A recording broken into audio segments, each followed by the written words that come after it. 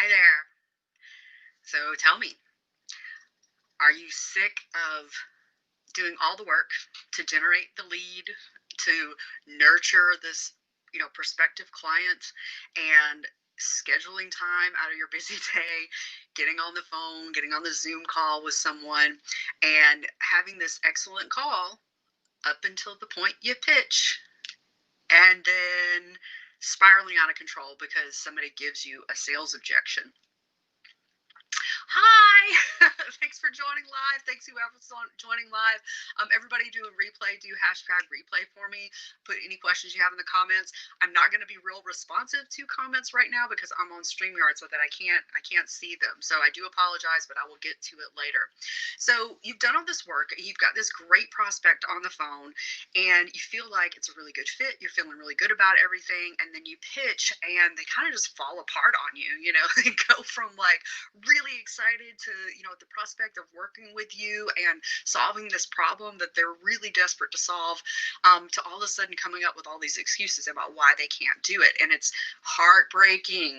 It's just heartbreaking because you want to be able to help somebody. You want to be able to change their life. You know that you've got a program that can do that for them, and for whatever reason, they're giving you an objection. And what happens to most people, or what happens to me and what happens to a lot of people, is that you hear the objection and you just kind of freak out, and you go into this, oh my gosh, who am I to charge this much? Oh my gosh, what if my program really isn't worth it? I'm no good at this. I'm never going to make this work. And you just kind of like back out of the conversation and just kind of let them off the phone. And it's a terrible feeling. It's just a terrible feeling. Like, for the type of people that I work with, like mission-based entrepreneurs who really want to change lives, it's horrible, right? So I'm Heather Wild Smith, and I said something brilliant when I was practicing this, and I had the foresight to write it down. I'm just going to read it because it was really good.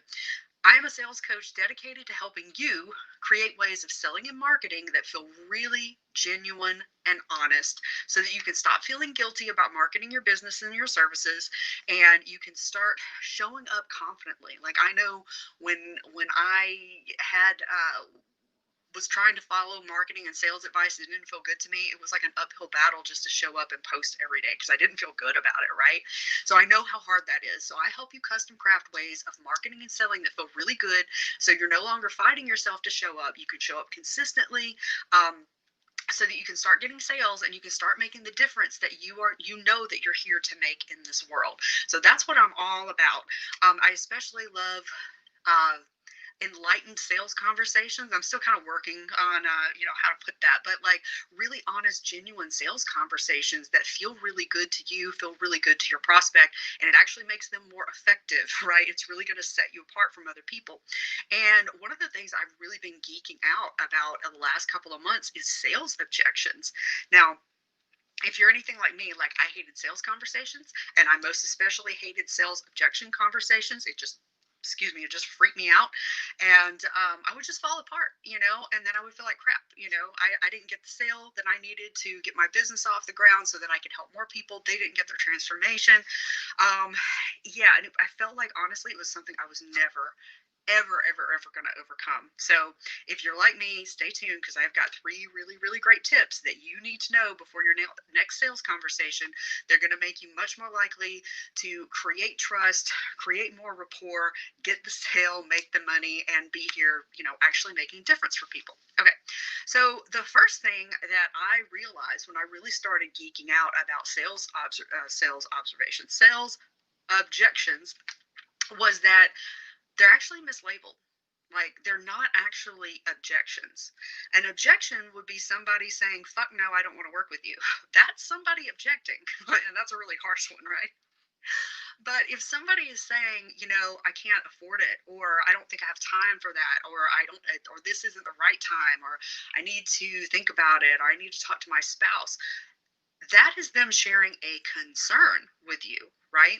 And if they weren't interested in your work, if they weren't interested in working with you, if they weren't interested in getting your input on this, they would just say, I'm sorry, that's not for me, and they would exit the call, right? But if they're sharing this thing with you, it's it's like a half step toward asking for your help with it, right? And so, from that perspective, I started calling it addressing concerns, which feels so much better than the old paradigm of overcoming objections. The overcoming objections always felt like it was like a battlefield, and it was like, I'm going to talk over you. I'm going to dismiss everything that you say. I'm going to brush it under the rug. One of my least favorite things, and if you've been in this industry or any sales industry, um, for a while, you'll hear stuff like, "Oh, well, you just don't believe in yourself enough," and some people really have you say that to people, like, "Well, if you really believed in yourself, you'd find the money," and it's like, that is so gross on so many levels. And it also robs you of the opportunity to look at what you're doing or what you could be doing differently as the salesperson to keep that from coming up. And I'm going to be talking a lot more about that kind of stuff in my masterclass. Now, a quick side note, as I've been talking about sales objections a lot, I've had people who wanted to jump in my comment threads and talk about, oh, well, if you position yourself correctly and if you really show the value of your program, you never have sales objections. That's not true. Like, it doesn't matter how well positioned you are. It doesn't matter. Like, all that stuff can help, but even like Tony Robbins gets sales objections. Big name people still get sales objections. So if anybody's trying to sell you on, we've got the way for you not to have any objections, it's hypey. Now, there's ways to reduce the objections to kind of anticipate and plan for them, and I'm going to definitely talk about that in the master class. But there's no way of like not getting objections, and it's okay because it's just a natural part of the sales conversation. And I'll talk more on Thursday night about why it's really like the best part of the conversation. And I definitely didn't always think that. So, but when you go into this, if you go into it thinking about, I am going to address this person's concerns, that feels a lot better than just, like, I'm just going to bully over them. Like, whatever they say, I'm going to have, something nasty to say back. And no matter what, I'm going to get the sale. Because really, in reality, you don't want to sell to every single person that you get on the phone with. The only caveat to that is that if you have the most well developed pre-qualifying tactics in the world, so that you're only getting on the phone with 100% ideal clients, that would be a little different. But even people who've been in the industry for a really long time, you still get people on that seemed great throughout the pre-qualifying process, and then you get on the phone with them and you're like, yeah, I don't think they're ready. They don't have the right foundation in place to really be successful with me, or I just don't like them. Personality conflicts are a big deal. At least they are for me. Like, I only work with people that I know that I'm gonna enjoy spending time with. Okay, so that's the first thing. Just think about it, instead of overcoming objections, think about it as addressing concerns. It's a lot more human. It's more of a partnership thing instead of this adversarial energy that a lot of most sales trainings really advocate, right? Okay, so this is getting into why this part of the conversation is actually more valuable to you and to your prospect than the first part of the sales conversation before you pitch, right? You have to know that the part of them that is objecting to doing this holds the key to their success. You're meeting the part of them that is standing in the way of their success. And the crazy thing is that this same, another aspect or whatever, like another side of the same thing, the same type of energy, the same belief, the same mindset, whatever it is not only fucking up their life in the area that you specialize in, it's running havoc, it's wrecking havoc on the rest of their life too. And if you can step back and instead of getting angry, instead of, getting despondent, like, oh shit, I'm losing the sale again, all the negative crap that goes through your head, and just say, okay, like this is the reason this person is stuck. And you're asking permission once they've given you the concern. You ask them, can I ask you a few questions about that? You don't just jump in, but most likely they're going to say yes. And you just recognize you're kind of interviewing the heart of the problem right there. And that part does not show up earlier in the sales conversation. It shows up after you pitch. It shows up once the fear comes in. Okay. But fear isn't the whole part of the story. So don't buy into that, oh, well, they objected just because they're full of fear and, blah, blah, blah. Like, stop with the blaming the person for why you're not getting sales, because it's not going to help you, right? What is going to help you is to stay present and, just look at it from all angles, which is what I teach people to do. So by understanding that you're looking at the part of them, you're talking to the part of them that is stuck and that's causing the stuck, if you masterfully reflect that back to them, like, okay, well, I see, this is what's going on. How many other places in your life is this going on? You know, and it also, it tells you like, this is where you're going to start with this person, no matter what your niche is, no matter what they've shown up for help with. Whatever shows up in this objection part, that's the first thing that they are going to have to overcome, go through, untangle, whatever, because that's where their power is like stuck right now, right? And you being able to reflect that to them, I guarantee you very few people, probably no one, has ever reflected that level of truth back to them, and it's going to blow their mind. And even if they maybe didn't understand or didn't know where they were going to get the money, all of a sudden they're going to be a lot more motivated to go find that money. Like, holy shit, this person really sees me, and they see what the problem is. And with them, I'm finally going to get to the bottom of this. With them, I'm going to get to the root of this issue so that I can solve it once and for all, because I mean, how many of us have purchased programs that we thought were going to be the be all end all because of the hypey marketing? They were going to be the answer to everything, and they weren't. But if you're showing them that, like, you're the person who's really listening, you're the person that's paying attention to not only like the standard stuff, but like the stuff underneath, that is going to gear them up and get them much more excited to work with you. And that may overcome any fear that they have, or any doubts, or, any of the many, many reasons why people can object or share their concerns. Okay, so number one was objections aren't objections. They're concerns. Think of it as addressing concerns and not overcoming objections. Number two is recognizing that the part of them that is objecting is the part that's keeping them stuck, not only in this area, but probably in multiple areas of their life. And so really, instead of being frustrated by it, just really get curious. Okay. And so the last tip I'm sharing tonight is you want to be empathetic to this. So the old paradigm of overcoming objections is all about like just kind of saying, well, that's not true. Like, if you really wanted to afford this, you'd stop going to Starbucks. Or I used to love that one where people are like, well, I mean, if you just stop buying shoes for the month, you could afford this, you could afford this program. And I'm like, yeah, me 10 years ago, when I had like a shopping addiction, I was spending crazy money on shoes and clothes.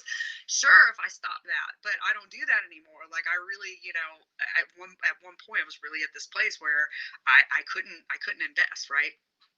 And so this is the crux of this. So your job during the sales objection, part of the conversation, is to help them figure out how much of this problem is real and how much of it is just based in fear, or if it's a hybrid, right? And so instead of just bulldozing over this concern, you want to show empathy. You're like, God, okay, yeah, I hear you. I hear you that, money is tight right now, or that, your time is really, really tight right now. And, you don't just brush over it. You're like, I get it. Like, I get it. Like, a lot of people are really struggling right now, or, whatever it is. Be empathetic to it. Like, be human about it. But then don't, but all at the same time, like, recognize that what they're saying may be the absolute 100% truth. It may be 100% reality, but don't buy the objection at face value, right? So understand that there may be other things going on, and I'll talk in the masterclass on Thursday about what all those things can be and how to kind of tease it out, so that you can help not only yourself see, but help them see. Most importantly, to help them see like what's really going on. And if they're open to it, you can maybe coach them around, and help them strategize around whatever real challenges there are. There's so much more to this sales objections conversation. Like, one person in the summit that I first previewed this class in last month, she was like, I didn't realize that sales conversations were like spy stuff. And I thought about it, and I'm like, it kind of is, but not like sneaky, underhanded spy stuff, but just like power of observation and deduction, and really like seeing what's there beyond what other people see. And I'm really great at teaching people how to do that. So just to recap, the three best ever tips about sales objections. Objections aren't objections, they're concerns. The part of them that objects is the part you really want to pay attention to, because that's the part that's holding all their power and their ability to change. And you want to be empathetic, and at the same time not buy into the objection at face value, and stay curious. So those are my three tips for tonight. On Thursday night, I'm going to be teaching a 90-minute masterclass, which in all honesty will probably be 2 hours, because I just geek out on this stuff. And I love to teach. I love to help people figure this out, because this is something that for 9 years held me hostage. I wasn't able to make sales. I wasn't able to thrive in my business. There's so many more people I could have helped if I had known this stuff. So I'm so passionate about giving it to you so that you can get out there and make the difference that you want to make in the world. I'm hella passionate about personal growth and personal development. If you're not a business coach when you come to me, I'm not going to try to make you into a business coach. I'm going to help you see the value of what you do in a way that nobody else ever has, so that you can get out there and get this. I want our work to extend beyond just the coach, industry. I want us to be helping all kinds of people, not just other coaches. But if you come to the class on Thursday, I'm going to be talking about how you can make more money. Obviously, if you can deal with sales objections. So the class is called How to Handle Sales Objections Without Being an Asshole. And so the whole premise is that you can effectively handle sales objections and get sales without being a jerk. Do it in a way that feels really, really, really good, and really, really respectful to your prospects. You won't feel like you damaged your karma. So you're going to be able to show up like a lot more confidently, and you're going to make more money. You're going to be able to close more sales and get in, enroll these people, these great, fantastic people, so that they can get the transformation that they are really wanting, that they could go work with somebody else and get a version of it. But if they're coming to you, there's something you have that they're not going to get anywhere else, right? And I help people uncover what that is and to be able to convey that. And we're going to talk a little bit about that during the masterclass as well. But you're going to make more money because you're going to be more confident showing up on these calls, and you're going to know how to effectively deal with it. And you're not going to be holding back because you feel guilty or you feel gross about the way that you're doing it. Again, you're going to have so much more confidence. Like during the whole conversation, your mind isn't going to be wandering to, oh my God, what's going to happen if they object, because you're going to know exactly what to do. And I'm going to be giving you strategies for the four most basic, most common objections, but then I'm going to be showing you how to customize it to your niche, right? And again, I'm going to be talking about how to understand the value of your program, even if you're not a business coach. So a lot of people, really struggle in coaching and healing, or with some products, because they can't claim like a monetary ROI. I show you how you can find the monetary ROI, even if you're not a business or a money coach or any of that stuff. And it's in figuring that stuff out that you're going to be able to use that stuff in your marketing, and it's going to cut off some sales objections for you. Nothing is ever going to get rid of them completely, but part of what we're going to be doing, helping you really understand the value of your program to help you have responses to sales objections, that stuff is also going to be really, really great marketing copy for you to use in your post. That's going to make the sales objection conversation it's going to make it a lot easier. It may diffuse, a few, so that you don't get any at all from some people. Never going to make the false claim that you're never going to get them. And it's okay. I'm going to teach you how to love it. Like, honestly, I hated the whole sales conversation, and now especially the objections, and that's my favorite part. It is just so freaking awesome. So if you want to learn to be a master of sales objections with zero sleaze, I'm going to be dropping the links for my masterclass. It is this Thursday at 7 o'clock. If you can make it live, and you make it live, the next, I think I've got a few people that are going to be on this group call afterwards, but there's going to be a group call, group Q&A and implementation call. And if you buy If you're the next 7 people to buy, you're going to get on that implementation call. You're going to get your questions answered immediately after the masterclass, and I'm going to be helping you. There's going to be a guidebook that's going to make it really easy for you to take notes and get like the highest points of everything so you can really digest the information. And the guidebook is going to show you some strategies for customizing the strategies, because I'm all about customizing. I want it to be customized to you so it works the best for you, right? But if you're the next 7 people to buy the masterclass, you're going to get into that for free. And it's gonna be amazing. Like I'm so great at this stuff. Like really, I'm a fucking genius at helping you strategize, and get the ways that are going to feel super good to you and get the sales. So thank you everybody for watching live. Thanks for everybody watching on the replay. Get into my masterclass. Even if you're not having like a lot of problems with sales objections, get into this masterclass because it's going to help you with your confidence, your copy, and you're going to make more sales. It's so good. I'm telling you, it's so fucking good. All right, thanks everybody for watching, and I look forward to seeing you Thursday night.